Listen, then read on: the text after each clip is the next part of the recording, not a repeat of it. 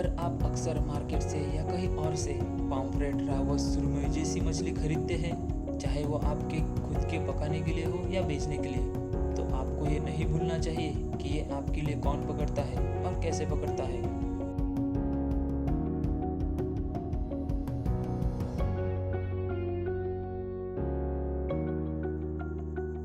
इनके रास्ते में कितनी भी आंधियां आई, हर लहर ने इनके सब्र और हिम्मत की परीक्षा ली, फिर भी वे डगमगाए नहीं। ये एक ऐसा समाज है जिसका सदियों से मुंबई शहर के विकास में सबसे पुराना योगदान है और जो अभी भी चला आ रहा है। एक ऐसा समाज जिसने सचमुच में मुंबई के बंदरगाहों और तटों की विकसित होने में मदद की, जो यहाँ के मूल निवासी हैं, जो मुंबई के अस्तित्व का कारण बने। जी हाँ, आप सही सोच रहे हैं, वो कोली समाज के लोग हैं।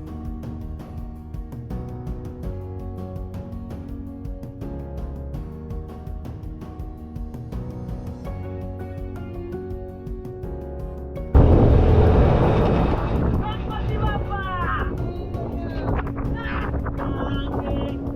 पहिले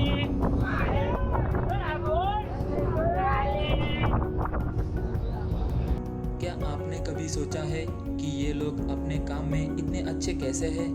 इसका राज है इनकी मेहनत, हार ना मानने की इनकी जिद। मुंबई के कोली अभी भी ट्रेडिशनल बोट में ही फिशिंग करते हैं और नेचर के साथ ही इनका रहन सहन रहता है। प्रकृति के सभी आपत्तियों को ये हंसते हंसते झेल लेते हैं। कितनी ही आंधियां आकर चली गई, लेकिन मुंबई की कोली लोगों ने मुंबई का साथ कभी नहीं छोड़ा। बहुत सी कश्तियां तूफानों में फंसकर डूबी, लेकिन कोली लोगों ने अपना धैर्य नहीं छोड़ा। फिशिंग के लिए इनका सफ़र बहुत दूर दूर तक होता है, जो 100 नॉटिकल माइल्स के ऊपर भी चला जाता है।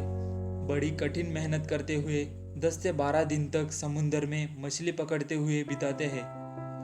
इतना ही नहीं, एक बार में 16 से 18 तक जाल समुंदर में बिछाते हैं।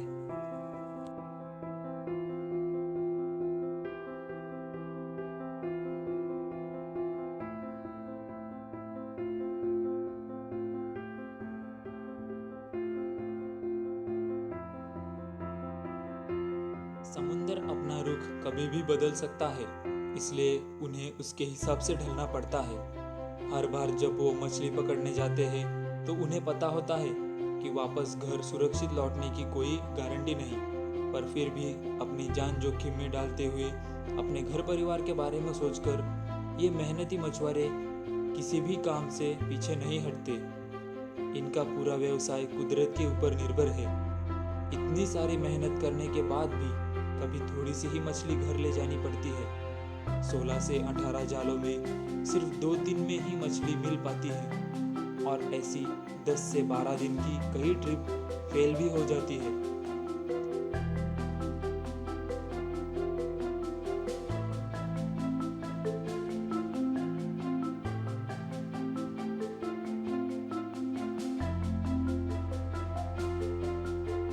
नाव के लिए डीजल, मछली स्टोर करने के लिए बर्फ, ऐसे अन्य सभी संसाधन जो मछली पकड़ने के लिए ज़रूरी है, उन पर ढेर सारे खर्चे भी होते हैं। किसानों की तरह कोली समाज के लोगों के सर पर भी कर्जों का बोझ होता है, पर फिर भी आपने कभी नहीं सुना होगा कि एक कोली मछुआरे ने इस कारण से आत्महत्या कर ली हो। आप हमेशा यही महसूस करेंगे कि सालों से उन्होंने इन चुनौतियों से लड़ना छोड़ा नहीं है। वो अपने रास्तों में आने वाली हर समस्या से लड़ने की काबिलियत रखते हैं। फिर भी एक मुंबई के होने के नाते वो खुद को व्यतीत महसूस करते हैं।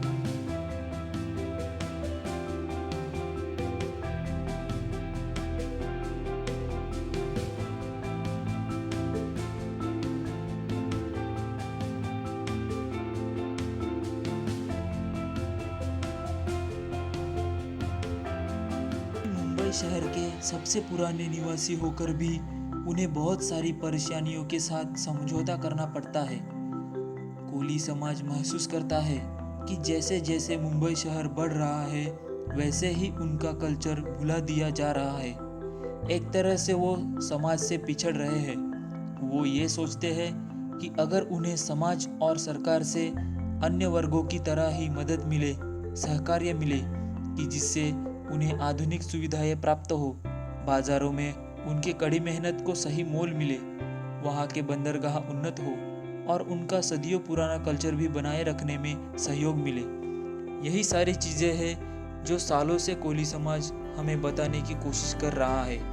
तो जब कभी भी आप कोली समाज के लोगों को गहनों से सजे या उनके बारे में और कल्चरल चीज़ें देखते हैं तो ये ज़रूर सोचें कि उन सभी के पीछे एक ही चीज़ है और वो है उनकी कड़ी मेहनत।